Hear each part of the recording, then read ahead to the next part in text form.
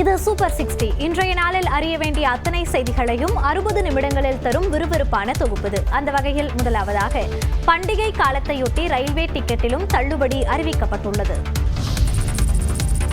பண்டிகை கால சலுகையாக ரயில் டிக்கெட் கட்டணத்தில் 20% சலுகையை ரயில்வே அமைச்சகம் அறிவித்துள்ளது. அதன்படி அக்டோபர் 13 முதல் 26ஆம் தேதி வரை ஒரு வழி பயணம் மேற்கொள்பவர்கள் நவம்பர் 17 முதல் டிசம்பர் 1ஆம் தேதி வரை அதே ரயில்களில் திரும்புவதற்கான டிக்கெட்டை முன்பதிவு செய்தால் திரும்புவதற்கான கட்டணத்தில் 20% சலுகையை பெற முடியும். இந்த கட்டண சலுகை ராஜ்தானி, சதாப்தி, துரந்தோ, தேஜஸ், வந்தே பாரத் ஆகிய ரயில்களை தவிர்த்து மீதமுள்ள அனைத்து வகையான பயணிகள் ரயில்களுக்கும் பொருந்தும் என ரயில்வே அமைச்சகம் தெரிவித்துள்ளது. இதற்கான முன்பதிவு முன்கூட்டியே செய்யும் வகையில் வரும் 14ஆம் தேதி முன்பதிவு தொடங்குகிறது. இத்திட்டத்தின் கீழ் இரு பயணத்திலும் பயணிகளின் எண்ணிக்கை, ரயில் வகுப்பு, புறப்பாடு, சேரும் இடங்கள் என அனைத்தும் ஒன்றாக இருக்க வேண்டும் எனவும் இந்த திட்டத்தில் முன்பதிவு செய்யப்படும் டிக்கெட்டுகளுக்கு கட்டணம் திரும்ப தரப்பட மாட்டாது என்றும் ரயில்வே அமைச்சகம் தெரிவித்துள்ளது. ஐசிஐசிஐ வங்கியில் சேமிப்பு கணக்கு தொடங்குவதற்கு குறைந்தபட்ச மாதாந்திர இருப்பு தொகை 50,000 ரூபாயாக உயர்த்தப்பட்டுள்ளது. ஆகஸ்ட் 1ஆம் தேதி முதல் புதிதாக தங்கள் வங்கியில் சேமிப்பு கணக்கு தொடங்குபவர்களுக்கான குறைந்தபட்ச மாதாந்திர சராசரி இருப்பு தொகையை அந்த வங்கி அதிகரித்துள்ளது. இந்த தொகை நகர்ப்புறங்களில் 10,000 ரூபாயாக இருந்த நிலையில் தற்போது 50,000 ரூபாயாக உயர்த்தப்பட்டுள்ளது. புறநகர் பகுதிகளில் 5,000 ரூபாயாக இருந்த நிலையில் 25,000 ரூபாயாக அதிகரிக்கப்படுவதாகவும் கிராமப்புறங்களில் 2,500 ரூபாயிலிருந்து 10,000 ரூபாயாக அதிகரிப்பதாகவும் ஐசிஐசிஐ வங்கி அறிவித்துள்ளது. குறைந்தபட்ச இருப்பை பராமரிக்கவில்லை என்றால் இருப்பு தொகையில் பற்றாக்குறையாக உள்ள தொகையில் 6% அல்லது 500 ரூபாயோ அபராதமாக விதிக்கப்படும். முன்னதாக இந்த அபராத தொகை 450 ரூபாயாக இருந்தது குறிப்பிடத்தக்கது. மீண்டும் ஆட்சி அமைத்து இந்தியாவுக்கே வழிகாட்டியாக செயல்படுவோம் என முதலமைச்சர் மு.க. ஸ்டாலின் உறுதியளித்துள்ளார். மோடியால் சாதிக்க முடியாததை தான் சாதித்ததால் இபிஎஸ்க்கு வயிற்றெரிச்சல் என குற்றம் சாட்டியுள்ள முதலமைச்சர் மு.க. ஸ்டாலின் மீண்டும் ஆட்சி அமைத்து இந்தியாவுக்கே வழிகாட்டியாக செயல்படுவோம் என்று உறுதியளித்துள்ளார். சென்னையை அடுத்த தாம்பரத்தில் மாவட்ட அரசு தலைமை மருத்துவமனை கட்டிடத்தை முதலமைச்சர் மு.க. ஸ்டாலின் திறந்து வைத்தார். இதேபோன்று நகர்ப்புற துணை சுகாதார நிலையங்களும் முதலமைச்சர் மு.க. ஸ்டாலின் பொதுமக்களின் பயன்பாட்டிற்கு கொண்டு வந்தார்.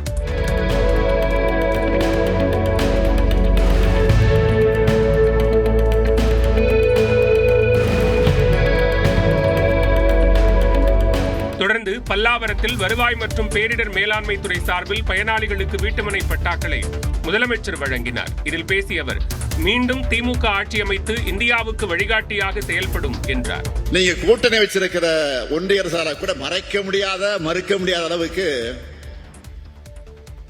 சாதனைகளை செஞ்சு தமிழ்நாட்டை வளர்ச்சி பாதையில நாம கொண்டு போறோம். இது மட்டுமல்ல, திராவிட மாடல் 2.0 இன்னும் வேகமா இன்னும் அதிகமான வளர்ச்சியை ஏற்படுத்துவோம். கடந்த 10 ஆண்டுகளாக பின்னோக்கி சென்ற தமிழ்நாட்டை 4 ஆண்டுகளில் மீட்டெடுத்திருப்பதாகவும் முதலமைச்சர் கூறினார். திராவிடத்திற்குள் பார்ப்பனியம் நுழைய காரணமானவர் எம்ஜிஆர் என விசிக தலைவர் திருமாவளவன் விமர்சித்திருந்த நிலையில் எம்ஜிஆரை விமர்சிப்பவர்கள் அரசியலில் இருந்து காணாமல் போவார்கள் என அதிமுக பொதுச் செயலாளர் எடப்பாடி பழனிசாமி கண்டனம் தெரிவித்திருந்தார். இந்நிலையில் எம்ஜிஆரை தான் விமர்சிக்கவில்லை என திருமாவளவன் தெரிவித்துள்ளார். திராவிட இயக்கத்திற்குள்ளே பார்ப்பனியத்தை ஊடுருவ செய்வதற்கு காரணமாக இருந்தார் ஒரு பார்ப்பன பெண்மணியே ஒரு திராவிட இயக்கத்தின் தலைவராவதற்கு அவர் பாதை வகுத்து தந்தார். பொன்மனச்செம்மல் புரட்சித் தலைவர் எம்ஜிஆர் நம்முடைய தமிழ்நாட்டு மக்கள் தெய்வமாக எண்ணிக்கிட்டாங்க. அப்படிப்பட்டவர்களை இவர் விமர்சனம் செய்தார். அரசியலில் காணாமல் போயிருக்கு. எம்ஜிஆர் அவர்களை நான் விமர்சிக்கவில்லை. தமிழ்நாடு அரசியல் எப்படி கடந்த 50-60 ஆண்டுகளாக இயங்கி வருகிறது, எவ்வாறு அது கட்டமைக்கப்பட்டது என்பது குறித்த பேச்சில் எம்ஜிஆர் அவர்களை பற்றியும் நான் குறிப்பிட்டேன். அவ்வளவுதான். எம்ஜிஆர் அவர்கள் மீது எனக்கு மிகுந்த மதிப்பு உண்டு. ஆகஸ்ட் 15 வரை தமிழ்நாட்டில் மிதமான மழைக்கு வாய்ப்பிருப்பதாக வானிலை ஆய்வு மையம் தெரிவித்துள்ள நிலையில் பல இடங்களில் கனமழை பெய்துள்ளது. தமிழ்நாட்டில் வரும் 15ஆம் தேதி வரை லேசான மழைக்கே வாய்ப்பிருப்பதாக சென்னை வானிலை ஆய்வு மையம் தெரிவித்துள்ளது. இதுகுறித்து வெளியிடப்பட்டுள்ள அறிவிப்பில் தெற்கு கடலோர ஆந்திர பகுதிகளின் மேல் வளிமண்டல கீழடுக்கு சுழற்சி நிலவுகிறது என்றும் தென்னிந்திய பகுதிகளின் மேல் வளிமண்டல மேலடுக்கு சுழற்சி நிலவுகிறது என்றும் தெரிவிக்கப்பட்டுள்ளது. எனவே ஞாயிற்றுக்கிழமை முதல் ஆகஸ்ட் 15ஆம் தேதி வரை தமிழ்நாட்டில் ஓரிரு இடங்களிலும் புதுச்சேரி மற்றும் காரைக்கால் பகுதிகளிலும் லேசானது முதல் மிதமான மழைக்கு வாய்ப்பிருப்பதாக அறிவிக்கப்பட்டுள்ளது. சென்னையை பொறுத்தவரை வானம் ஓரளவு மேகமூட்டத்துடன் காணப்படும் என்றும் நகரின் ஒரு சில இடங்களில் லேசான மழை பெய்ய வாய்ப்புள்ளதாகவும் வானிலை ஆய்வு மையம் கணித்துள்ளது. அதிகபட்ச வெப்பநிலை 36 டிகிரி செல்சியஸாகவும் குறைந்தபட்ச வெப்பநிலை 27 டிகிரி செல்சியஸாகவும் பதிவாகும் என்று தெரிவிக்கப்பட்டுள்ளது.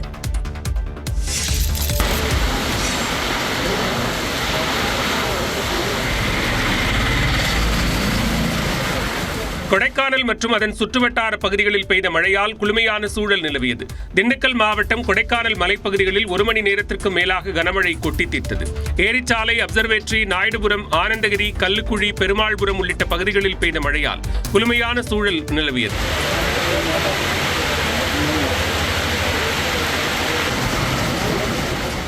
திருப்பத்தூர் மாவட்டத்தின் வாணியம்பாடி மற்றும் அதன் சுற்றுவட்டார பகுதிகளில் பெய்த மழையால் சாலைகளில் வெள்ளம் பெருக்கெடுத்து ஓடியது.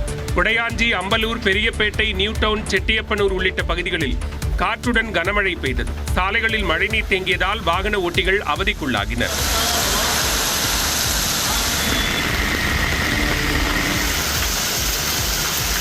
இதேபோன்று கோவையில் புறநகர் பகுதிகளான துடியலூர், வடமதுரை உள்ளிட்ட இடங்களில் மழை பெய்தது.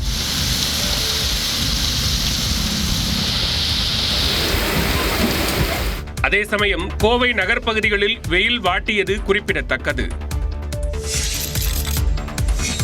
தருமபுரி மாவட்டத்தில் காலை முதல் வெயில் வாட்டி வந்த நிலையில் மாலை நேரத்தில் கருமேகங்கள் சூழ்ந்து கனமழை கொட்டி தீர்த்தது. பாப்பிரெட்டிப்பட்டி, மொரப்பூர், பெண்ணாகரம் உள்ளிட்ட பகுதிகளில் பலத்த காற்றுடன் பெய்த கனமழையால் குளிர்ச்சியான சூழல் உருவானது.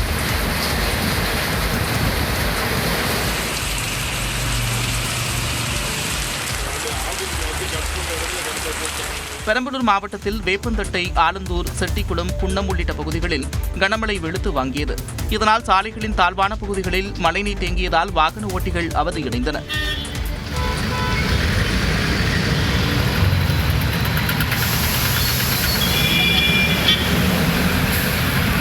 விருதுநகர் மாவட்டம் ஸ்ரீவில்லிபுத்தூர் மற்றும் சுற்றுவட்டார பகுதிகளில் 1 மணி நேரத்திற்கும் மேலாக இடி மின்னலுடன் கனமழை பெய்தது. மல்லி, வன்னியம்பட்டி, மம்சாபுரம், வத்ராயிருப்பு உள்ளிட்ட பகுதிகளில் பெய்த மழையால் கொடுமையான சூழல் நிலவியது.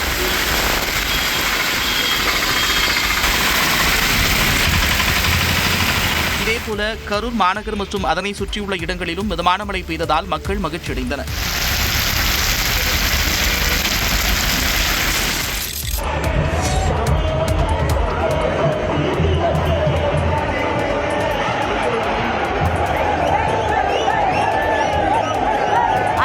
மலைக்காடு அது கள்ளழகர் வீடு என பக்தர்களால் போற்றப்படும் அழகர் கோயிலில் ஆடி தேரோட்ட திருவிழா கோலாகலமாக நடைபெற்றது.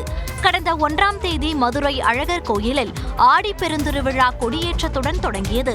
விழாவின் சிகர நிகழ்ச்சியான தேரோட்டம் உற்சாகமாக நடைபெற்றது. மலைகள் முன்னே மலை போல் அசைந்தாடி வந்த தேரில் கள்ளழகர் என்ற சுந்தரராஜ பெருமாள் எழுந்தருளி பக்தர்களுக்கு அருள் பாலித்தார்.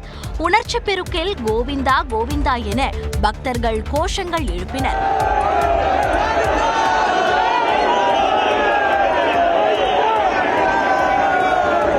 தேரோட்டத்தின் போது இளைஞர்கள் துண்டுகளை வீசி ஆட்டம் பாட்டத்துடன் உற்சாகமடைந்தனர்.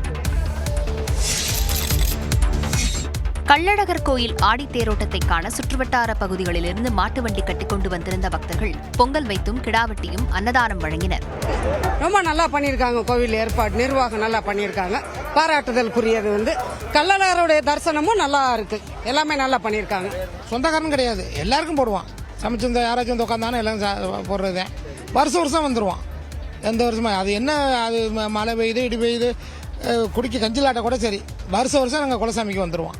கள்ளழகர் தேரோட்டத்தை தொடர்ந்து கோயில் வளாகத்தில் உள்ள 18ஆம் படி கருப்பண்ணசாமியின் கோயில் திருநிலை கதவுகள் திறக்கப்பட்டு படிபூஜை, சந்தனம் சாத்துதல் நடைபெற்றது. 18 படிகளிலும் தீபம் ஏற்றப்பட்டு 1 நிமிடம் மட்டும் பக்தர்கள் தரிசனத்திற்கு அனுமதிக்கப்பட்டனர்.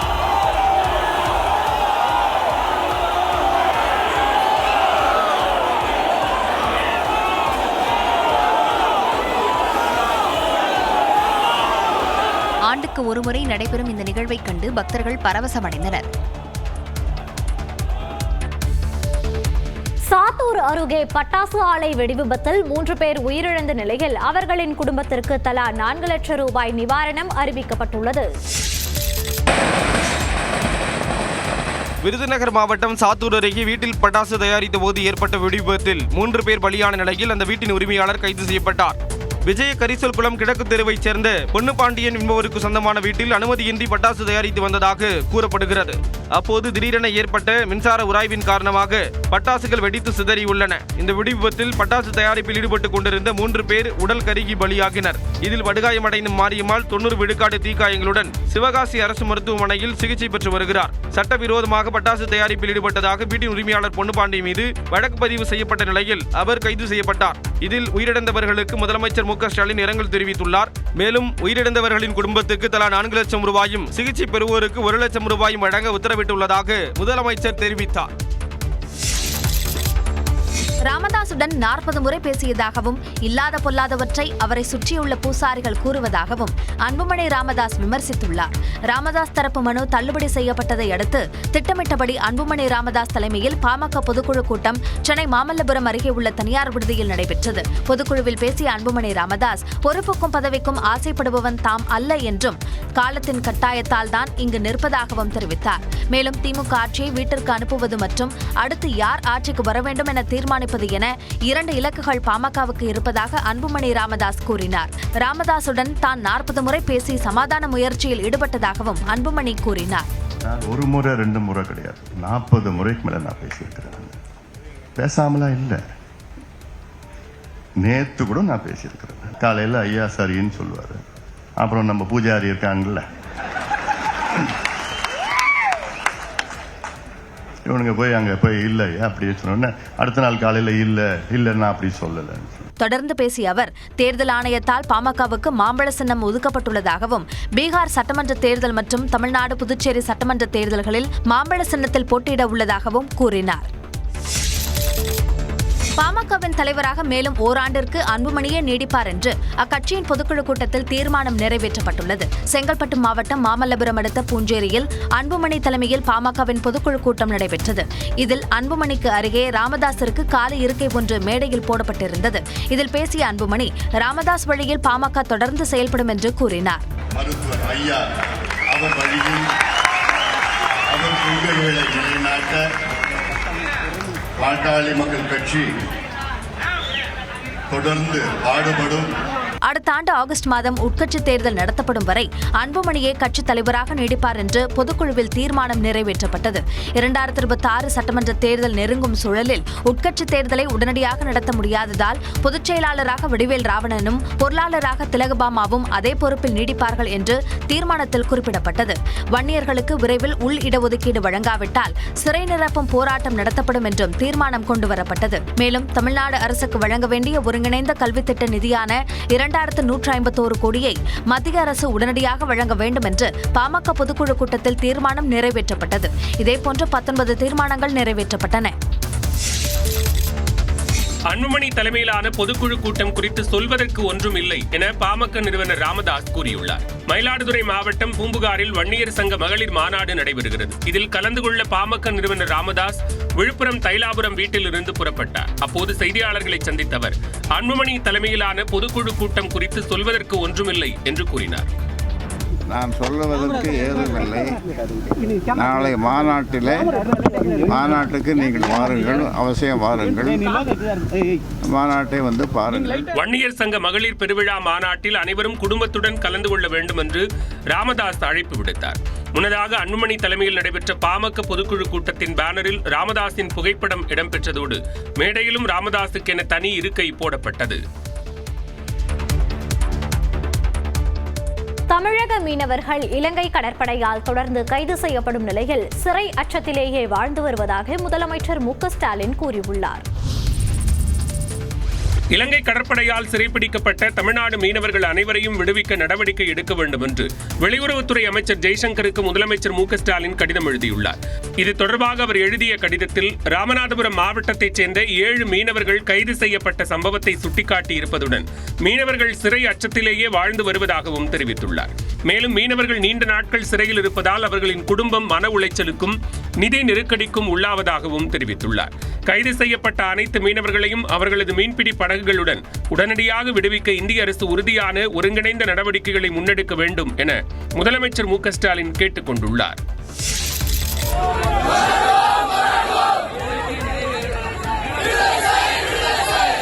இலங்கை கடற்படையால் கைது செய்யப்பட்ட ராமேஸ்வரம் மீனவர்களை விடுதலை செய்ய வலியுறுத்தி அவர்களின் உறவினர்கள் கைக்குழந்தையுடன் தங்கச்சி மடத்தில் சாலை மறியல் போராட்டத்தில் ஈடுபட்டனர். ராமேஸ்வரம் மீன்பிடி துறைமுகத்திலிருந்து மீன்பிடிக்கச் சென்ற 7 மீனவர்கள் இலங்கை கடற்படையால் கைது செய்யப்பட்டுள்ளனர். அவர்களையும் பறிமுதல் செய்யப்பட்ட அவர்களுடைய படகுகளையும் விடுவிக்க வலியுறுத்தி தங்கச்சி மடத்தில் அவர்களது உறவினர்கள் கைக்குழந்தைகளுடன் மதுரை தனுஷ்கோடி தேசிய நெடுஞ்சாலையில் அமர்ந்து மறியலில் ஈடுபட்டனர். தங்களது செல்போனில் உள்ள LED லைட்டை ஒளிரவிட்டு முழக்கங்களை எழுப்பினர்.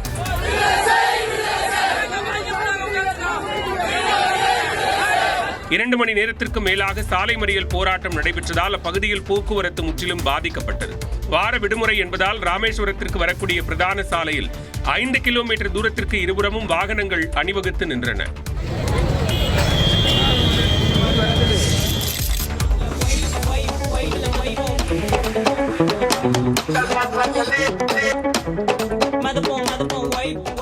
இப்படி ஓடும் ரயிலில் சாகசம் என்ற பெயரில் அட்டூழியத்தில் ஈடுபட்ட திருவள்ளூர் மாவட்டத்தைச் சேர்ந்த கல்லூரி மாணவர்களுக்கு காவல்துறையினர் கடிவாளம் போட்டுள்ளனர். சென்னை கடற்கரையிலிருந்து புறப்பட்ட மின்சார ரயில் ஒன்று திருவள்ளூர் அடுத்த வேப்பம்பட்டு ரயில் நிலையத்தை சென்றடைந்திருக்கிறது.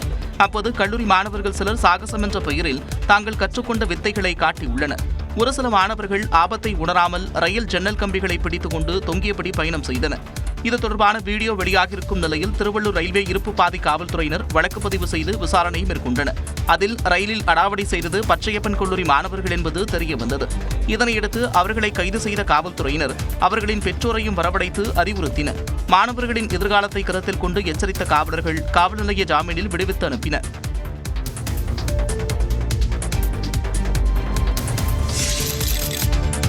இடஒதுக்கீட்டால் பயன்பெற்ற ஒரு குடும்பம் அடுத்து வருபவர்களுக்கு வழிவிட வேண்டும் என உயர்நீதிமன்ற நீதிபதி ஆனந்த் வெங்கடேஷ் கூறியுள்ளார். சென்னை கோடம்பாக்கத்தில் உள்ள கல்லூரியில் நடைபெற்ற அரசியல் அமைப்பு தின கொண்டாட்ட நிகழ்வில் பேசிய அவர், இடஒதுக்கீட்டால் தரம் குறைந்து விட்டதாக சிலர் கூறுவது தவறு என்றார். நீங்க நினைச்சிட்டு இருக்கீங்க ரிசர்வேஷன் கொடுத்ததுனால தரம் தாழ்ந்துடுச்சுன்னு. ஐ ரெஸ்பெக்ட்ஃபுல்லி டிஸ்அக்ரி வித் யூ. ஏன்னா நான் தினம் அதை பார்த்துக்கிட்டே இருக்கிறாள். ரிசர்வேஷன் கொடுத்ததுனால now I find brilliant candidates from BC, MBC, SC, ST இதுல இருந்தெல்லாம் பிரமாதமா பண்றவங்க வந்துட்டாங்க. தேர்தல் என்பது பணப்பரிமாற்றத்திற்கான இடமாக போய்க் கொண்டிருப்பதாகவும் எவ்வளவு வசதியான நபராக இருந்தாலும் இலவசமாக கொடுத்தால் வெட்கமே இல்லாமல் வாங்குகிறோம் என்றும் வேதனை தெரிவித்தார். கலப்பு திருமணங்கள் அதிகரித்தால் சாதியற்ற சமுதாயம் உருவாகும் என்றும் ஆனந்த் வெங்கடேஷ் தெரிவித்தார். டிஎன்ஏ படபாணியில் கள்ளக்குறிச்சியில் அரசு மருத்துவமனையில் பிறந்து 2 நாட்களேயான ஆண் குழந்தையை கடத்த முயன்ற சம்பவத்தால் பரபரப்பு நிலவியது. இந்திரி கிராமத்தைச் சேர்ந்த திவ்யா என்பவர் பிரசவத்திற்காக கள்ளக்குறிச்சி அரசு மகப்பேறு மருத்துவமனையில் அனுமதிக்கப்பட்டார். அங்கு அவருக்கு ஆண் குழந்தை பிறந்தது. பிறந்து 2 நாட்களேயான அந்த குழந்தையை பாண்டியங்குப்பம் கிராமத்தைச் சேர்ந்த லட்சுமி என்ற பெண் கடத்தி செல்ல முயன்றதாக தெரிகிறது. இதனை கண்ட திவ்யாவின் உறவினர்கள் லட்சுமியை பிடித்து நையப்புடைந்தனர். வயிற்றில் துணியை சுற்றிக் கொண்டு கர்ப்பிணி போல வேடமிட்டு மகப்பேறு வார்டுக்குள் சுற்றித் திரிந்தது தெரியவந்தது. தகவலறிந்து சென்ற காவல்துறையினர் அந்த பெண்ணை காவல் நிலையத்திற்கு அழைத்து செல்ல முற்பட்ட போது அதற்கு எதிர்ப்பு தெரிவித்து குழந்தையின் உறவினர்கள் மறியல் போராட்டத்தில் ஈடுபட்டனர். பின்னர் லட்சுமியிடம் நடத்திய முதற்கட்ட விசாரணையில் தனக்கு திருமணமாகி 5 வருடங்களாகியும் குழந்தை இல்லை என்றும் குழந்தை இல்லாவிட்டால் வேறு திருமணம் செய்து கொள்வேன் என்று கணவர் கூறியதால் குழந்தையை கடத்த முயன்றதாக கூறியிருக்கிறார். இதனையடுத்து குழந்தை கடத்தல் வழக்கில் அவரை காவல்துறையினர் கைது செய்தனர். ஆபரேஷன் சிந்தூரின் போது பாகிஸ்தானின் 5 போர் விமானங்களை சுட்டு வீழ்த்தியதாக இந்திய விமானப்படை தலைவர் பெருமிதம் தெரிவித்துள்ளார். ஆபரேஷன் சிந்தூர் நடவடிக்கையின் போது பாகிஸ்தானின் 5 போர் விமானங்கள் சுட்டு வீழ்த்தப்பட்டதாக இந்திய விமானப்படை தலைமை தளபதி AP சிங் தெரிவித்துள்ளார். பெங்களூருவில் நடைபெற்ற நிகழ்ச்சியில் பேசிய அவர், ஆபரேஷன் சிந்தூர் நடவடிக்கையின் போது வான் பாதுகாப்பு அமைப்பான S-400 மூலம் குறைந்தது 5 பாகிஸ்தான் விமானங்கள் சுட்டு வீழ்த்தப்பட்டதாக கூறினார். And here this is the photograph again from open source from one of their earlier picture of the same hangar, and here that hangar which is one half of the hangar is gone. மேலும் பாகிஸ்தானின் ஜகோபாபாத் விமானப்படை தளத்தில் நிறுத்தப்பட்டிருந்த F-16 விமானம் மற்றும் போலாரி விமான தளத்தில் நிறுத்தப்பட்டிருந்த ஒரு விமானமும் அழிக்கப்பட்டதாக ஏர் மார்ஷல் AP சிங் தெரிவித்தார். மேலும் பகவல்பூரில் ஜெய்ஷ் முகமது அமைப்பின் தலைமையகம் உள்ளிட்டவை அழிக்கப்பட்டதையும் புகைப்பட ஆதாரத்துடன் விமானப்படை தலைமை தளபதி விளக்கினார். சகோதர பாசத்தை போற்றும் ரக்ஷாபந்தன் விழா நாடு முழுவதும் கோலாகலமாக கொண்டாடப்பட்டது. டெல்லியில் பிரதமர் நரேந்திர மோடிக்கு சிறுமிகள் ராக்கி கயிறு கட்டி மகிழ்ந்தனர். தொடர்ந்து மத்திய அரசின் டிஜிட்டல் இந்தியா ஆபரேஷன் சிந்தூர் நடவடிக்கையை பாராட்டி சிறுமிகள் பாடல் பாடி வாழ்த்து தெரிவித்தனர். குஜராத் மாநிலம் கட்ச் பகுதியில் எல்லை பாதுகாப்பு படை வீரர்களுக்கு பெண்கள் ராக்கி கட்டி அன்பை வெளிப்படுத்தினர்.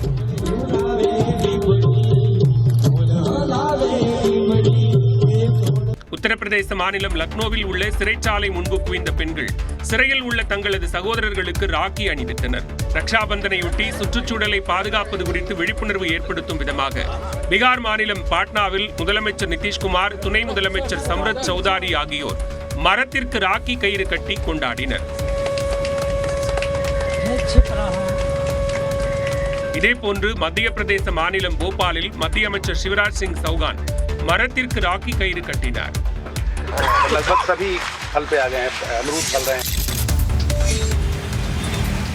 ஹைதராபாத்தில் கனமழை பெய்ததால் மக்களின் இயல்பு வாழ்க்கை முடங்கியது.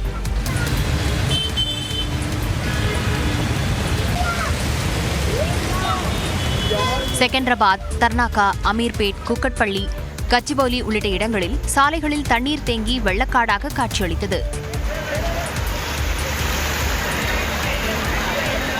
பாகிலதா என்ற இடத்தில் தண்ணீர் தேங்கியதால் வாகனங்கள் செல்ல முடியாமல் தத்தளித்தன. வெள்ளத்தில் சிக்கிக்கொண்ட ஆம்புலன்ஸ் பொதுமக்கள் உதவியுடன் மீட்கப்பட்டது.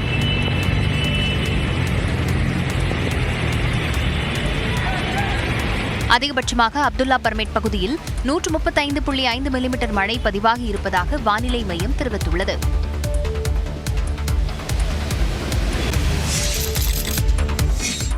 டெல்லியில் சுவர் இடிந்து விழுந்த விபத்தில் 8 பேர் பரிதாபமாக உயிரிழந்தனர். தென்கிழக்கு டெல்லியில் உள்ள ஜெய்த்பூர் பகுதியில் வெள்ளிக்கிழமை இரவு கனமழை பெய்தது. இந்நிலையில் அங்கு ஹரிநகர் என்ற இடத்தில் உள்ள கோயிலுக்கு அருகே இருந்த சுவர் அருகே இருந்த குடிசை வீடுகளின் மீது இடிந்து விழுந்தது. இந்த சம்பவத்தில் 2 சிறுவர்கள் உட்பட 8 பேர் இடிபாடுகளில் சிக்கி படுகாயமடைந்தனர். தகவல் அறிந்து அங்கு வந்த தீயணைப்பு துறையினர் அவர்களை மீட்டு மருத்துவமனைக்கு அழைத்து சென்றனர். ஆனால் அவர்கள் அனைவரும் சிகிச்சை பலனின்றி உயிரிழந்தது சோகத்தை ஏற்படுத்தியுள்ளது. அந்த சுவர் கட்டப்பட்டு பல ஆண்டுகளான நிலையில் மழையில் ஊறி இடிந்து விழுந்ததாக கூறப்படுகிறது. இந்நிலையில் பாதுகாப்பு கருதி அங்குள்ள மற்ற குடிசைகளில் தங்கியிருந்தவர்கள் வேறு இடத்திற்கு மாற்றப்பட்டனர். இந்த விபத்து குறித்து விசாரணை நடத்தப்பட்டு வருகிறது.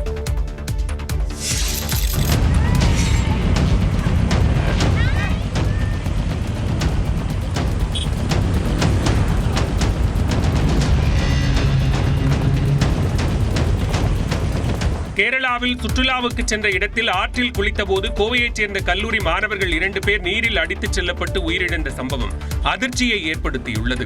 கோவை தனியார் கல்லூரியில் படித்து வரும் மாணவர்கள் கேரளாவுக்கு சுற்றுலா சென்றனர். பாலக்காடு மாவட்டம் சித்தூரில் உள்ள ஆற்றில் அவர்கள் குளித்தனர். அப்போது ஆற்று நீரின் சுழற்சியில் மாணவர்கள் கௌதம் மற்றும் அருண் இருவரும் சிக்கிக் கொண்டனர். இதுகுறித்து தகவல் அறிந்த கேரளாவைச் சேர்ந்த தீயணைப்பு வீரர்கள் அங்கு வந்து மாணவர்களை தேடினர்.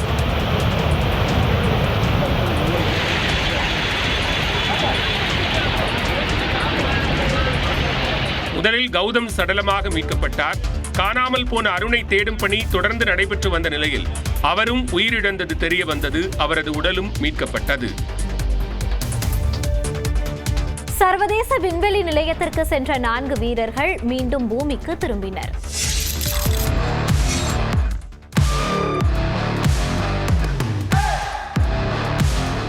சுனிதா வில்லியம்ஸுக்கு மாற்றாக சர்வதேச விண்வெளி நிலையத்திற்கு சென்ற குழுவினர் 5 மாத ஆய்வுப் பணியை முடித்துவிட்டு பாதுகாப்பாக பூமிக்கு திரும்பிய காட்சிகள்தான் இவை.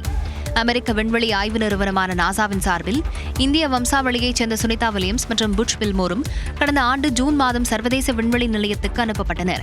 8 நாட்கள் தங்கியிருந்து பூமிக்கு திரும்ப வேண்டிய அவர்கள் போயிங் ஸ்டார்லைனர் விண்கலத்தில் ஏற்பட்ட தொழில்நுட்ப கோளாறு காரணமாக அங்கேயே தங்க வேண்டிய நிலை ஏற்பட்டது. நீண்ட போராட்டத்திற்கு பின்னர் சர்வதேச விண்வெளி நிலையத்திலிருந்து 286 நாட்களுக்கு பிறகு சுனிதா வில்லியம்ஸ் உட்பட 4 பேர் கடந்த மார்ச் மாதம் பூமிக்கு திரும்பினர்.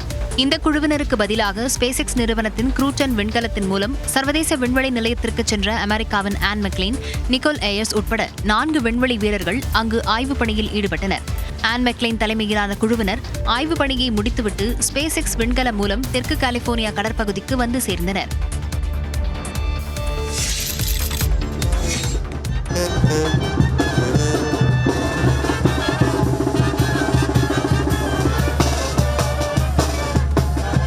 பழங்குடியினர் தினத்தை முன்னிட்டு பழங்குடி நடனக் கலைஞர்கள் மெக்சிகோ நகர சாலைகளை வண்ணமயமாக்கிய காட்சிகள்தான் இவை. ஐக்கிய நாடுகள் சபை ஆகஸ்ட் 9ஆம் தேதியை உலக பழங்குடி மக்களின் சர்வதேச தினமாக அறிவித்தது. பழங்குடி மக்களின் உரிமைகள், கலாச்சாரம், அடையாளம், மொழி, கல்வி உரிமை உள்ளிட்டவற்றை வலியுறுத்தி ஒவ்வொரு ஆண்டும் பழங்குடியினர் தினம் கொண்டாடப்படுகிறது. அந்த வகையில் மெக்சிகோ நகரில் பாரம்பரிய இசை மற்றும் நடன விழாவிற்கு ஏற்பாடு செய்யப்பட்டது. இதில் மெக்சிகோவின் பல்வேறு பழங்குடி சமூகங்களைச் சேர்ந்த நடனக் கலைஞர்கள் பங்கேற்றனர்.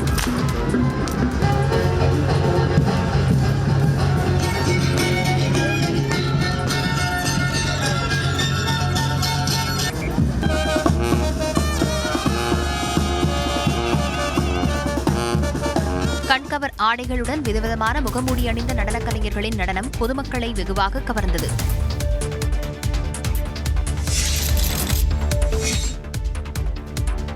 காசாவில் நிலவும் கடுமையான வெயில் ஏற்கனவே உணவு மற்றும் தண்ணீர் கிடைக்காமல் அல்லாடும் மக்களை வாட்டி வருகிறது. கடும் வெப்பநிலை காரணமாக சரும பாதிப்புகள் ஏற்படுவதாக கூறும் மக்கள் தேவையான மருத்துவ வசதிகள் இல்லை என வேதனை தெரிவித்துள்ளனர். பிளாஸ்டிக் பொருட்களால் ஆன தார்பாய் கூடாரத்திலும் இடிந்து விழுந்த கட்டடங்களின் இடிபாடுகளிலும் வசித்து வரும் மக்களுக்கு வெயில் மோசமான சூழலை உருவாக்கியுள்ளது.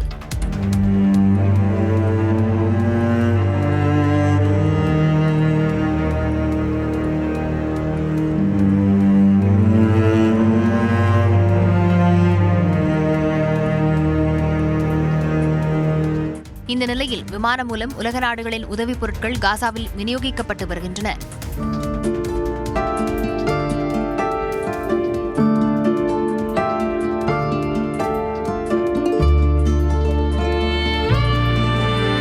இத்தாலியிலிருந்து விமானம் மூலம் கொண்டு செல்லப்பட்ட மனிதாபிமான உதவிப் பொருட்கள் காசாவின் வான்பரப்பிலிருந்து வீசப்பட்டன.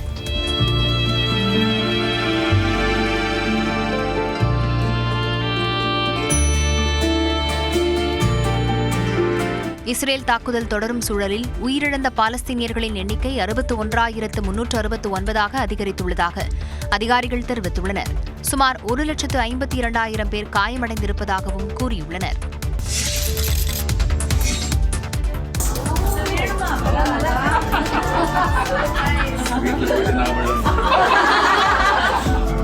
வீட்டிற்கு சென்றதும் தான் காலில் விட வேண்டும் என்று ரசிக்கும் வகையில் மனைவி ஷாலினியை அஜித் கலாய்த்த வீடியோ தற்போது வேகமாக பரவி வருகிறது. கணவர் நீண்ட ஆயுளுடன் இருக்க வேண்டும் என்று வேண்டி அனுசரிக்கப்படும் வரலட்சுமி நோன்பு கடைபிடிக்கப்பட்ட நிலையில் பூஜையில் கலந்து கொண்ட பிறகு தன் கணவர் அஜித்குமார் காலில் விழுந்து ஷாலினி ஆசிர்வாதம் பெற்றார். கணவரின் காலில் விழுந்து ஆசிர்வாதம் வாங்கும் வீடியோவை தன் இன்ஸ்டாகிராம் பக்கத்தில் ஷாலினி பதிவிட்டார்.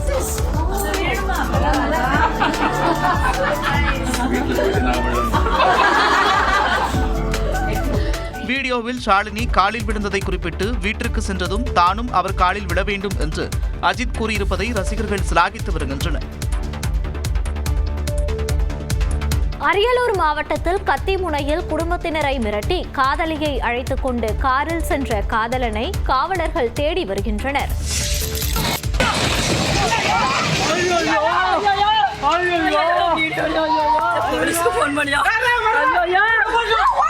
சினிமாவை மிஞ்சும் வகையில் கத்தி முனையில் உறவினர்களை மிரட்டி காதலியை கூட்டிக் கொண்டு காதலன் மின்னல் வேகத்தில் காரில் பறந்த காட்சிதான் இவை.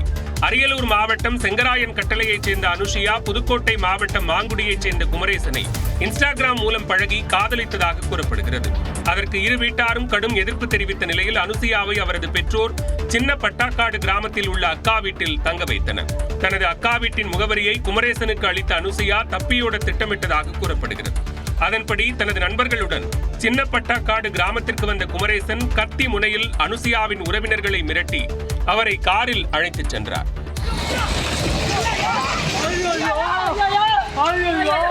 குமரேசனின் நண்பர்கள் கத்தியை காட்டி செய்த ரகளியில் அனுஷியாவின் அக்கா மகளுக்கு காது பகுதியில் காயம் ஏற்பட்டது. சம்பவம் தொடர்பாக காதல் ஜோடியை போலீசார் தேடி வருகின்றனர்.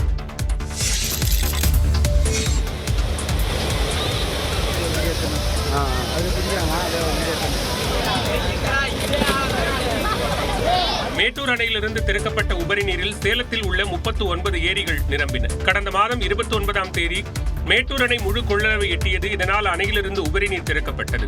மேட்டூர் அணையின் உபரி நீர் சேலம் மாவட்டத்தில் சரபங்கா நீர் வழித்தடத்தில் வறண்டு கிடக்கும் 100 ஏரிகளை நிரப்ப நீரேற்று நிலையம் மூலமாக குழாய்களில் கொண்டு செல்லப்படுகிறது. நடப்பாண்டு இந்த திட்டத்தினால் எம்காளிப்பட்டி, மானத்தாள் ஏரி, டி மாரமங்கலம் ஏரி உள்ளிட்ட 38 ஏரிகள் நிரம்பின. மானத்தாள் ஏரியில் பொதுமக்கள் உற்சாகமாக குளித்து மகிழ்ந்தனர்.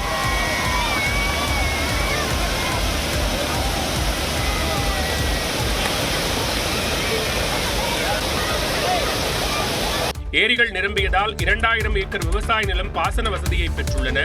இதனால் நெல், கரும்பு, வாழை, நிலக்கடலை, சோளம் உள்ளிட்டவற்றை பயிரிடும் விவசாயிகள் மகிழ்ச்சி அடைந்தனர். சென்னையில் ராட்வீலர் உள்ளிட்ட ஆக்ரோஷமான நாய்கள் வளர்ப்பை முறைப்படுத்த கோரிய வழக்கில் கால்நடைத்துறை தலைமை அதிகாரி ஆஜராகி விளக்கம் அளிக்க சென்னை உயர்நீதிமன்றம் உத்தரவிட்டுள்ளது. சென்னையில் உரிய பாதுகாப்பு நடைமுறைகளை பின்பற்றாமல் அழைத்துச் செல்லப்பட்ட ராட்வீலர் நாய்கள் கடித்து சிறுவர்கள், வயதானவர்கள் பாதிக்கப்பட்டனர். இதுகுறித்து உயர்நீதிமன்றத்தில் சென்னை கோடம்பாக்கத்தைச் சேர்ந்த வழக்கறிஞர் RS தமிழ்வேந்தன் என்பவர் பொதுநல வழக்கு தாக்கல் செய்தார். அதில் ஆக்ரோஷமான நாய்களை தடை செய்வது அல்லது முறைப்படுத்துவதற்கு சென்னை மாநகராட்சிக்கு உத்தரவிட வேண்டும் என்று அவர் கூறியிருந்தார். இந்த மனு தலைமை நீதிபதி MM ஸ்ரீவஸ்தவா மற்றும் நீதிபதி சுந்தர்மோகன் அமர்வில் விசாரணைக்கு வந்தது. அப்போது பொதுமக்களை நாய்கள் தாக்கும் சம்பவங்களை கட்டுப்படுத்துவது குறித்த திட்டத்தை தாக்கல் செய்ய இருப்பதாகவும் அதற்கு அவகாசம் வழங்க வேண்டும் என்றும் சென்னை மாநகராட்சி தரப்பில் கோரிக்கை வைக்கப்பட்டது. இதையடுத்து பொதுமக்களுக்கு அச்சுறுத்தலாக உள்ள ராட்வீலர் உள்ளிட்ட நாய்களை கட்டுப்படுத்துவது குறித்த விளக்கங்களுடன் ஆகஸ்ட் 12ஆம் தேதி ஆஜராகும்படி கால்நடைத்துறை தலைமை அதிகாரிக்கு உத்தரவிட்டு விசாரணையை அன்றைய தினத்திற்கு ஒத்திவைத்தார். தூத்துக்குடி மாவட்டம் எட்டயபுரம் அருகே அரசு பேருந்தில் இருந்து மாணவர்களை கீழே இறக்கிவிட்ட விவகாரத்தை கண்டித்து மக்கள் போராட்டத்தில் ஈடுபட்டனர். தூத்துக்குடி மாவட்டம் எட்டயபுரம் அருகே மேலக்கரந்தை மற்றும் சுற்றுவட்டார பகுதிகளைச் சேர்ந்த 100க்கும் மேற்பட்ட மாணவ மாணவிகள் விருதுநகர் மாவட்டம் பந்தல்குடியில் உள்ள அரசு மேல்நிலைப் பள்ளியில் படித்து வருகின்றனர். இவர்கள் தினமும் காலை 7:55 மணிக்கு கோவில்பட்டியிலிருந்து அருப்புக்கோட்டை செல்லும் அரசு பேருந்தில் பள்ளிக்கு செல்வது வழக்கம். அந்த வகையில் வெள்ளிக்கிழமை காலை மேலக்கரந்தை நிறுத்தத்தில் இருந்து பேருந்தில் ஏறிய மாணவர்களை கூட்டம் அதிகமாக இருப்பதாக கூறி ஓட்டுநரும் நடத்துனரும் வெம்பூர் விளக்கில் இறக்கிவிட்டதாக கூறப்படுகிறது. இதனால் மாணவர்கள் பள்ளிக்கு செல்ல முடியாமல் 4 கிலோமீட்டர் தூரத்திற்கு நடந்தே வீட்டிற்கு திரும்பினர். இதனால் ஆத்திரமடைந்த பெற்றோர் பேருந்தை சிறைபிடிப்பதற்காக வெம்பூர் விளக்கு பகுதியில் குவிந்தனர். அவர்களுடன் காவல்துறையினர் பேச்சுவார்த்தை நடத்தினர். ரொம்ப கூட்டமா இருக்கிறதுனால எங்களால ஏற முடியல. நிறைய பிள்ளைங்க பஸ்ல போகவும் முடியல. அதனால எங்களுக்கு ஒரு அடிஷனல் பஸ் விடணும். இது அரசு நடவடிக்கை எடுக்கணும். பாதி பிள்ளைங்க பஸ் ஸ்டாப்ல நிப்பாட்ட மாட்டேங்காங்க. பாதி கொஞ்சம் தூரத்துல நிப்பாட்டதுனால பாதி பிள்ளைங்க கீழே வேற விழுந்து அடிபட்டு வேற இருக்கிறோம். கண்டக்டர் வண்டியை இறங்க சொன்னாங்க. எல்லாம் உள்ள ஏறினால வண்டி ஆஃப் பண்ணிட்டு இறக்கி விட்டு போயிட்டாங்க. கூட்ட நெரிசலை தவிர்க்க கூடுதல் பேருந்துகளை இயக்க வேண்டும் என்றும் மாணவர்கள் கோரிக்கை விடுத்தனர். திருப்பூர் மாவட்டம் வடத்துக்குளத்தில் கருணாநிதி சிலையை முதலமைச்சர் MK ஸ்டாலின் இன்று திறந்து வைக்கிறார். திருப்பூர் மாவட்டத்தில் இன்றும் நாளையும் முதலமைச்சர் MK ஸ்டாலின் கள ஆய்வு மேற்கொள்கிறார். முதலமைச்சர் MK ஸ்டாலின் மாவட்டங்களுக்கு பயணம் மேற்கொண்டு அரசு திட்டங்களின் செயல்பாடுகள் குறித்து ஆய்வு நடத்தி வருகிறார். அந்த வகையில் திருப்பூர் மாவட்டத்துக்கு கடந்த மாதத்தில் முதலமைச்சர் செல்லவிருந்த நிலையில் உடல்நலக்குறைவு காரணமாக அந்த பயணம் ஒத்திவைக்கப்பட்டது. இந்நிலையில் 2 நாள் பயணமாக திருப்பூர் மாவட்டத்திற்கு இன்று புறப்படுகிறார். சென்னையிலிருந்து இன்று மாலை 5:30 மணி அளவில் விமானம் மூலம் புறப்பட்டு கோவை விமான நிலையம் செல்கிறார். அங்கிருந்து சாலை மார்க்கமாக மடத்துக்குளம் சென்று அங்கு அமைக்கப்பட்டுள்ள கருணாநிதியின் சிலையை திறந்து வைக்கிறார். உடுமலையில் இன்று இரவு தங்கும் முதலமைச்சர் நாளை காலை உடுமலை பேருந்து நிலையம் அருகே அமைக்கப்பட்டுள்ள பெரியார், அண்ணா, கருணாநிதி மற்றும் அம்பேத்கர் சிலைகளை திறந்து வைக்கிறார். இதனைத் தொடர்ந்து நேதாஜி மைதானத்தில் நடைபெறும் அரசு நிகழ்ச்சியில் கலந்து கொண்டு பொதுமக்களுக்கு நலத்திட்ட உதவிகளை வழங்குகிறார். மேலும் முடிவுற்ற திட்டப்பணிகளை திறந்து வைத்து புதிய திட்டப்பணிகளுக்கு அடிக்கல் நாட்டுகிறார். பின்னர் கோவை மாவட்டம் பொள்ளாச்சி சென்று பொதுப்பணித்துறை நீர்வள தலைமை பொறியாளர் அலுவலகத்தில் பரம்பிக்குளம் ஆழியாறு திட்டம் நடைபெறுவதற்கு காரணமாக இருந்த காமராஜர், முன்னாள் மத்திய அமைச்சர் சுப்பிரமணியம், பொள்ளாச்சினா மகாலிங்கம் ஆகியோருக்கு திருவுருவச் சிலைகளை திறந்து வைக்க உள்ளார். விவசாயிகள் பொது நிகழ்ச்சிகளை நடத்துவதற்கு ஏதுவாக 1348 சதுரடியில் அமைக்கப்பட்டுள்ள அரங்கையும் முதலமைச்சர் திறந்து வைக்கிறார். இதனைத் தொடர்ந்து நாளை மாலை 3:30 மணி அளவில் விமானம் மூலம் சென்னைக்கு புறப்படுவார் என்று அறிவிக்கப்பட்டுள்ளது. அதிமுக ஆட்சிக்கு வந்தால் தமிழ்நாட்டில் குடிசை வீடுகள் இல்லாத நிலையை ஏற்படுத்துவோம் என்று அக்கட்சியின் பொதுச் செயலாளர் எடப்பாடி பழனிசாமி வாக்குறுதி அளித்துள்ளார். சேலம் மாவட்டம் ஓமலூரில் மாற்றுக் கட்சியினர் அதிமுகவில் இணையும் நிகழ்ச்சியில் பேசிய அவர், அதிமுக ஆட்சியில் சேலம் மாவட்டம் செழிப்பாக இருந்ததாகவும், அதிமுக அரசு கொண்டு வந்த திட்டத்தை ஆமை வேகத்தில் திமுக செயல்படுத்தியதால் தற்போது களையிழந்து காட்சியளிப்பதாகவும் கவலை தெரிவித்தார். மக்கள் அனைவரும் மகிழ்ச்சி பெறும் வகையில் சட்டமன்ற தேர்தல் அறிக்கை வெளியிடப்படும் என்றும் அவர் கூறினார். வீடு இல்லாமல் கூரை வீட்டிலே வாழ்கின்றவர்கள், ஏழைகள், தாழ்த்தப்பட்ட மக்கள், அந்த இரண்டு மக்களுக்குமே அதிமுக ஆட்சியிலே பிரம்மாண்டமான காங்கிரீட் வீடு கட்டித் தருவதற்கான நடவடிக்கை அதிமுக ஆட்சி அமைந்த பிறகு நடவடிக்கை எடுக்கப்படும். அவளுக்கு வீட்டு மணியே இல்லை, நிலமே இல்லை என்றால் கூட அரசாங்கமே நிலத்தை வாங்கி அவளுக்கு இந்த ஏழைகளுக்கும் தாழ்த்தப்பட்ட மக்களுக்கும் அற்புதமான காங்கிரீட் வீடு கட்டி கொடுக்கப்படும் என்ற அதிமுக ஆட்சி மலர்ந்ததும் நெசவு தொழில் வளர்ச்சியடைய நடவடிக்கை எடுக்கப்படும் என்றும் எடப்பாடி பழனிசாமி உறுதியளித்தார். ஆணவ கொலைகளை தடுக்க தமிழ்நாடு அரசு தனிச்சட்டம் இயற்ற வேண்டும் என்று விடுதலை சிறுத்தைகள் கட்சி தலைவர் திருமாவளவன் வலியுறுத்தியுள்ளார். சாதி ஆணவ கொலைகளை தடுக்க தனிச்சட்டம் இயற்ற கோரி சென்னை சைதாப்பேட்டையில் விசிக சார்பில் போராட்டம் நடைபெற்றது. இதில் கலந்து கொண்ட திருமாவளவன் ஆணவ கொலைகளுக்கு எதிராக கண்டன முழக்கங்களை எழுப்பினார். சட்டத்தை உடனடியாக இயற்றுக இயற்றுக உடனடியாக ஏற்றுக ஏற்றுக தமிழ்நாடு அரசே தமிழ்நாடு அரசே தமிழ்நாடு அரசு தமிழ்நாடு அரசு தமிழ்நாடு அரசே கூட நம்முடைய முதலமைச்சருக்கு கூட ஏற்கனவே இருக்கிற ஐபிசி என்கிற பிஎன்எஸ் சட்டமே இந்த வழக்குகளை எதிர்கொள்ள போதுமானது என்று வல்லுநர்கள் கூறுகிறார்கள் என்ற கருத்தை கொண்டிருக்கிறார். அவரிடத்தில் நாங்கள் எடுத்து சொன்னோம், நாங்கள் மட்டும் சொல்லலை. அப்படி ஒரு சட்டம் இருந்தாலும் கூட புதிய சட்டம் இயற்ற வேண்டும் என்று சுப்ரீம் கோர்ட் 2018 ஆண்டு மார்ச் மாதம் 27ஆம் தேதி தீர்ப்பு வழங்கியிருக்கிறது. நேரடியாக ஒன்றிய அரசுக்கு ஆணையிட்டு இருக்கிறது, சீக்கிரம் சட்டம் கொண்டு வரான்னு. அவங்க எந்த அடிப்படையில் சட்டம் அவங்களுக்கு தெரியாதா? ஏற்கனவே ஐபிசி இருக்கிறது. நெல்லை கவின் கொலை வழக்கில் சுர்ஜித்தின் பெற்றோர் காவல்துறையில் பணியாற்றியதால் காவலர்கள் இவ்வழக்கை விசாரிப்பது சரியாக இருக்காது என்று திருமாவளவன் கூறினார். நீதிமன்ற கண்காணிப்பில் இவ்வழக்கை விசாரிக்க வேண்டும் என்று வலியுறுத்திய திருமாவளவன் கவின் குடும்பத்திற்கு அரசு 1 கோடி ரூபாய் நிவாரணம் வழங்க வேண்டும் என்றும் கோரிக்கை விடுத்தார். திரையிடப்படாது வந்துட்டேன்ல, நாளைக்கு போய் சென்னைக்கு போயிடறேன்ல, எந்த திரையரங்கில் தான் ஓடுதுன்னு பார்த்துருவோம்.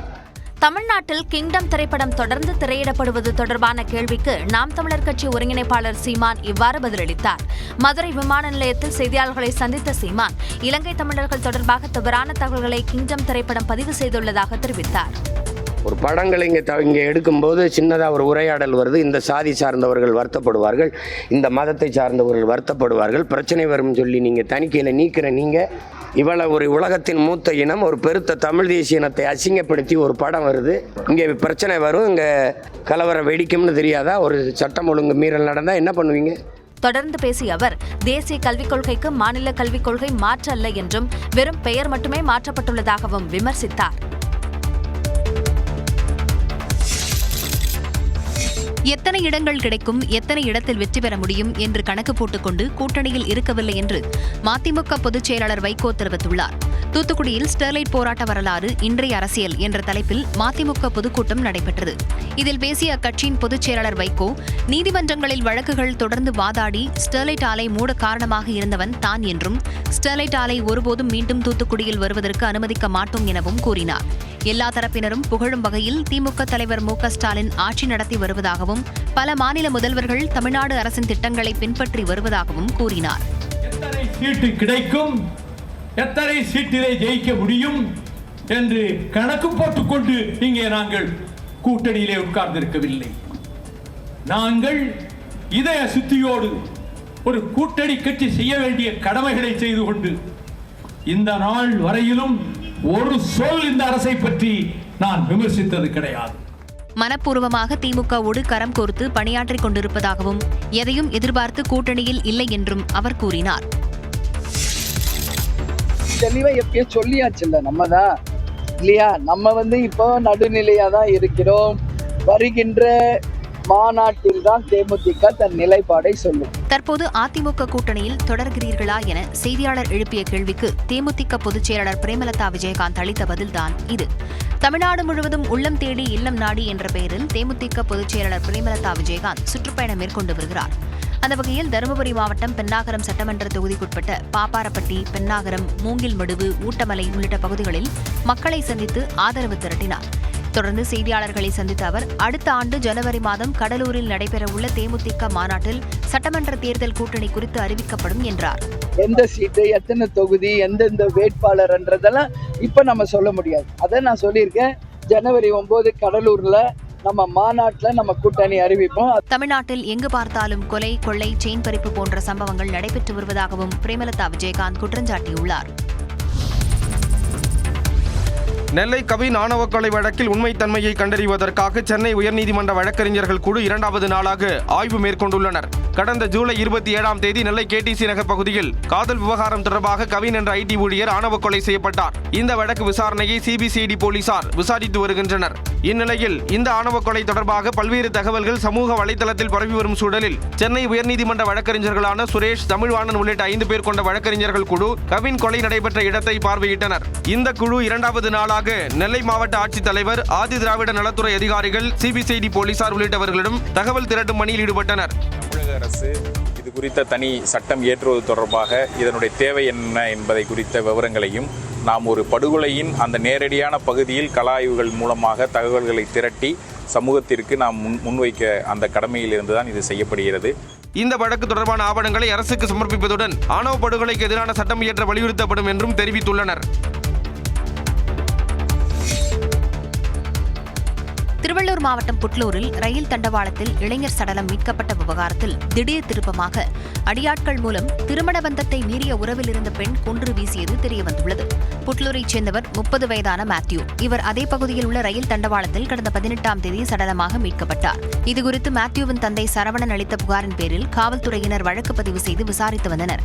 அதில் மேத்யூவுடன் தொடர்பில் இருந்த உஷா அடியாட்கள் உதவியுடன் கொலை செய்தது அம்பலமானது. இதைத் தொடர்ந்து உஷா, விஸ்வா, பால்ராஜ், 19 வயது இளைஞர் ஆகிய 4 பேரை காவல்துறையினர் கைது செய்தனர். இந்த வழக்கில் தலைமறைவாக உள்ள மேலும் ஒருவரை காவல்துறையினர் தேடி வருகின்றனர். கன்னியாகுமரி மாவட்டம் மார்த்தாண்டத்தில் கிணறுகளில் எரிபொருள் கலக்கப்பட்ட புகார் தொடர்பாக ஆய்வு செய்த அதிகாரிகள் பெட்ரோல் பங்குகளில் பெட்ரோல் நிரப்ப தற்காலிக தடை விதித்துள்ளனர். குலசேகரம் அடுத்த கீழ்ப்பம்மம் பகுதியில் சுமார் 10 வீடுகளில் உள்ள கிணறுகளில் இருந்து பெட்ரோல் மற்றும் டீசல் வாசம் வந்தது. மேலும் அதிலிருந்து பிடித்த தண்ணீரில் நெருப்பு வைத்தபோது கொழுந்து விட்டு எரிந்தது.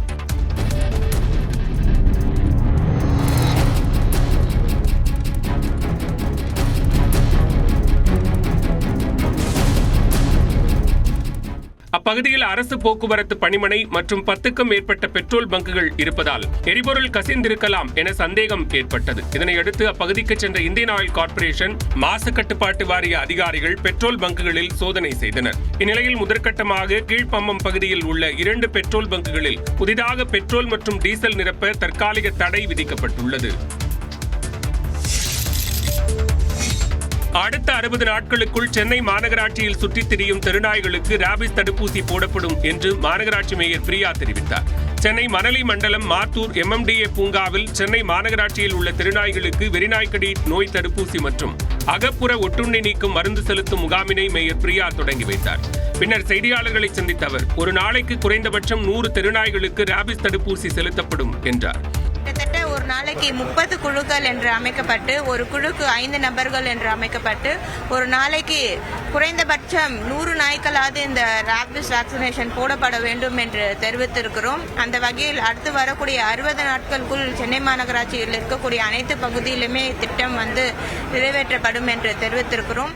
போராட்டம் நடத்தி வரும் தூய்மை பணியாளர்கள் குறித்து பேசிய மேயர் பிரியா அவர்களுக்கான பணி பாதுகாப்பு மாநகராட்சி சார்பில் முற்றிலுமாக அளிப்பதாக தெரிவித்தார். மேலும் அவர்கள் யாரையும் பணியிலிருந்து நீக்கவில்லை என்றும் அவர் தெரிவித்தார்.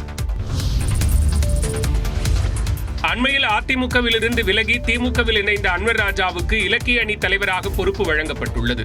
அதிமுகவில் அமைப்பு செயலாளராக பதவி வகித்த முன்னாள் MP அன்வர் ராஜா பாஜகவுடன் அதிமுக கூட்டணி வைத்ததால் ஏற்பட்ட அதிருப்தி காரணமாக அண்மையில் அக்கட்சியில் இருந்து விலகினார். பின்னர் முதலமைச்சர் மு க ஸ்டாலின் முன்னிலையில் திமுகவில் இணைந்தார். கொள்கைகளில் இருந்து தற்போதைய அதிமுக தடம் புரண்டதாக விமர்சித்திருந்த அன்வர் ராஜா முதலமைச்சர் ஸ்டாலினுக்கு நிகரான தலைவர் அதிமுகவில் இல்லை என்றும் தெரிவித்தார். இந்நிலையில் திமுகவின் இலக்கிய அணி தலைவராக அன்வர் ராஜா நியமிக்கப்பட்டுள்ளார். இது தொடர்பாக திமுக பொதுச் செயலாளர் துரைமுருகன் வெளியிட்ட அறிக்கையில் திமுக இலக்கிய அணி தலைவராக செயல்பட்டு வந்த புலவர் இந்திரகுமாரிக்கு பதிலாக அன்வர் ராஜா நியமிக்கப்படுகிறார் என்று தெரிவித்துள்ளார். திமுகவில் இணைந்த சில நாட்களிலேயே அன்வர் ராஜாவுக்கு கட்சியில் முக்கிய பதவி வழங்கப்பட்டுள்ளது குறிப்பிடத்தக்கது. திருப்பதியில் நடைபெற்ற கருட வாகன புறப்பாடு நிகழ்வில் பல்லாயிரக்கணக்கான பக்தர்கள் பங்கேற்றனர்.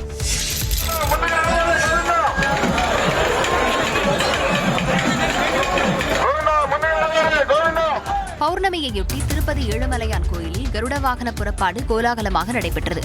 அடுத்த மாதம் 21ஆம் தேதி வருடாந்திர பிரம்மோற்சவம் தொடங்கவிருக்கிறது. விழாவின் 5ஆம் நாளில் கருட வாகன புறப்பாடு நடைபெறும். அதனை காண லட்சக்கணக்கான பக்தர்கள் வருகை புரிவர். பிரம்மோற்சவ கருட சேவைக்கான சோதனை ஓட்டமாக பௌர்ணமியையொட்டி கருட வாகன புறப்பாடு நடைபெற்றது. மலையப்ப சுவாமி தங்க கருட வாகனத்தில் எழுந்தருளி பக்தர்களுக்கு காட்சியளித்தார்.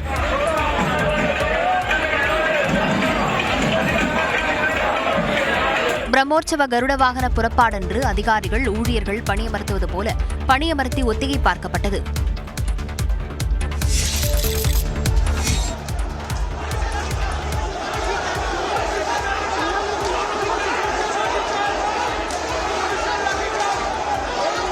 பாலியல் வன்கொடுமை செய்து கொல்லப்பட்ட மருத்துவ மாணவியின் 1ஆம் ஆண்டு நினைவு தினத்தை ஒட்டி திரண்ட கூட்டத்தின் மீது காவல்துறை தடியடி நடத்திய காட்சிகளே இவை.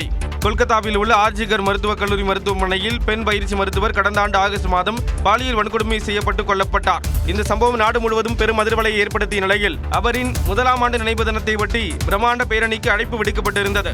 இதில் பாஜக உள்ளிட்ட அரசியல் கட்சியினரும் பங்கேற்ற நிலையில் போலீசார் தடுப்புகள் வைத்து அவர்களை தடுத்தனர். ஆனால் போராட்டக்காரர்கள் தடுப்புகளை உடைத்து பேரணி செல்ல முயன்றதால் அவர்கள் மீது காவல்துறையினர் லேசான தடியடி நடத்தினர்.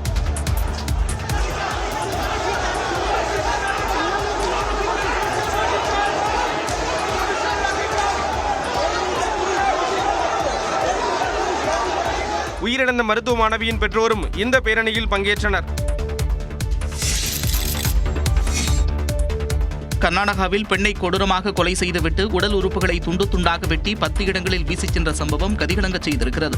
சிம்புகன்ஹல்லியில் உள்ள கோவில் அருகே நாய் ஒன்று மனித கை ஒன்றை வாயில் கவ்வியபடி ஓடியதைக் கண்டு அப்பகுதியினர் அதிர்ச்சியடைந்தனர்.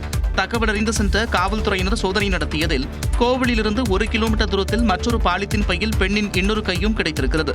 இப்படி வெவ்வேறு இடங்களில் பெண்ணின் உடல் உறுப்புகள் கண்டெடுக்கப்பட்டன. கொலை செய்யப்பட்டவர் லட்சுமி தேவம்மா என்பது காவல்துறையினரின் விசாரணையில் தெரிய வந்திருக்கிறது. கடந்த 3ஆம் தேதி தனது சகோதரியின் வீட்டிற்கு செல்வதாக கூறிவிட்டு சென்றவர் அதன் பிறகு வீடு திரும்பவில்லை. லட்சுமி தேவம்மாவை கொலை செய்தது யார், எதற்காக கொல்லப்பட்டார் என்பது குறித்து காவல்துறையினர் தீவிரமாக விசாரணை நடத்தி வருகின்றனர்.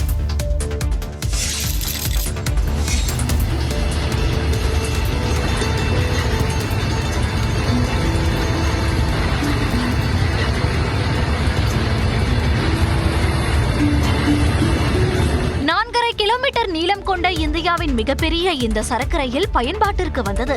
உத்தரப்பிரதேச மாநிலம் சந்தௌலியில் நாட்டின் மிகப்பெரிய சரக்கு ரயில் உருவாக்கப்பட்டது. 7 என்ஜின்களுடன் 354 பெட்டிகளை ஒன்றாக இணைத்து சுமார் 4.5 கிலோமீட்டர் தூரத்திற்கு வடிவமைக்கப்பட்ட சரக்கு ரயிலுக்கு ருத்ராஸ்திரா என பெயரிடப்பட்டது. இந்த சரக்கு ரயில் உத்தரப்பிரதேச மாநிலம் கஞ்ச்கவாஜா ரயில் நிலையத்திலிருந்து கர்வா சாலை ரயில் நிலையம் வரை இயக்கப்பட்டு பயன்பாட்டிற்கு கொண்டு வரப்பட்டது.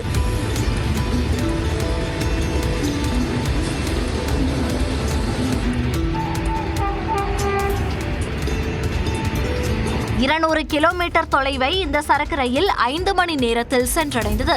அதாவது 4.5 கிலோமீட்டர் நீளம் கொண்ட இந்த சரக்கு ரயில் 1 மணி நேரத்திற்கு சரியாக 40 கிலோமீட்டர் வேகத்தில் பயணிக்கும் திறன் கொண்டுள்ளது. இதற்கு முன்பு 3.5 கிலோமீட்டர் நீளம் கொண்ட வாசுகி என்ற சரக்கு ரயில் தான் நாட்டின் மிகப்பெரிய சரக்கு ரயிலாக இருந்தது குறிப்பிடத்தக்கது. காசாவில் நடைபெற்று வரும் போருக்கு எதிர்ப்பு தெரிவித்து லண்டனில் வீதியில் இறங்கி 1000க்கும் மேற்பட்டோர் பேரணியில் ஈடுபட்டனர். பாலஸ்தீன நடவடிக்கை குழுவிற்கு ஆதரவாக லண்டனில் பல இடங்களில் போராட்டங்கள் நடைபெற்று வருகின்றன. இந்நிலையில் பாலஸ்தீன நடவடிக்கை குழுவை தடை செய்ததற்கு எதிராக போராட்டத்தில் ஈடுபட்ட 300க்கும் மேற்பட்டவர்கள் கைது செய்யப்பட்டனர்.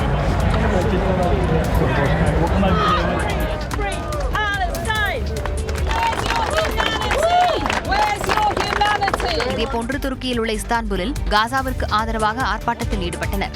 பாலஸ்தீன மக்களுக்கு ஆதரவான வாசகங்கள் மற்றும் கொடிகளை கையில் ஏந்தி முழக்கமிட்டனர்.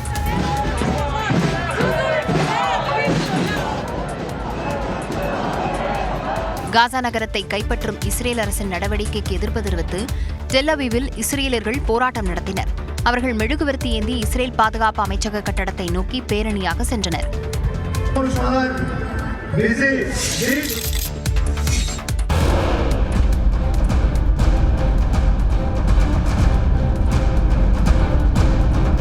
யுக்ரைன் மீது ரஷ்யா ட்ரோன் தாக்குதல் நடத்திய காட்சிகள் தான் இவை.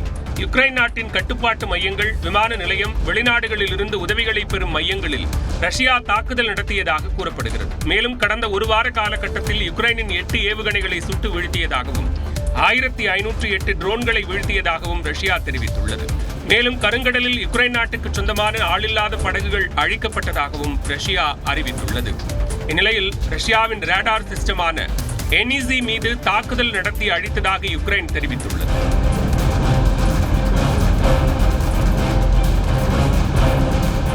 மேலும் அமெரிக்காவுடனான பேச்சுவார்த்தை தொடர்பாக உஸ்பெகிஸ்தான், கஜகஸ்தான், பெலாரஸ், இந்தியா உள்ளிட்ட நாடுகளின் தலைவர்களுடன் ஜெலன்ஸ்கி பேசியதாகவும் யுக்ரைன் அறிவித்துள்ளது.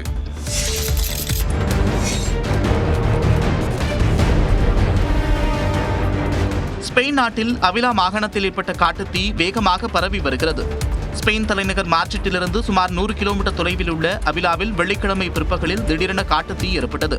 ஸ்பெயின் மற்றும் போர்ச்சுகலின் சில பகுதிகளில் வெப்பநிலை 39 டிகிரி செல்சியஸை நெருங்கி வருவதால் தீப்பரவல் மேலும் அதிகரிக்க வாய்ப்புள்ளது. இதனால் ஏராளமான தீயணைப்பு வீரர்கள் தீயை கட்டுக்குள் கொண்டுவர போராடி வருகின்றனர்.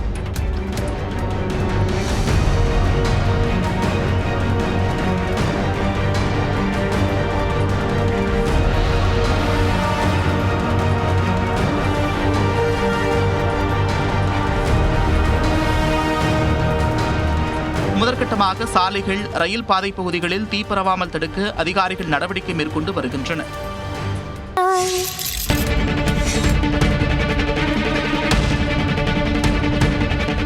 கிரீஸ் நாட்டின் தென்கிழக்கு பகுதியில் காட்டுத்தீ பற்றி எரியும் காட்சிகளே இவை. அந்நாட்டு தலைநகர் ஏதென்ஸிலிருந்து 40 கிலோமீட்டர் தொலைவில் உள்ள கெராட்டி என்ற பகுதியில் காட்டுத்தீ பரவி வருகிறது. அங்கிருந்த பெரும்பாலான வீடுகள் தீக்கிரையாகின. அங்குள்ள மலைப்பகுதிகளில் பலத்த காற்று வீசுவதால் தீ வேகமாக பரவி வருவதாக தெரிவிக்கப்பட்டுள்ளது. தீயை அணைக்கும் பணியில் தீயணைப்பு வீரர்கள் தீவிரமாக ஈடுபட்டு வருகின்றனர்.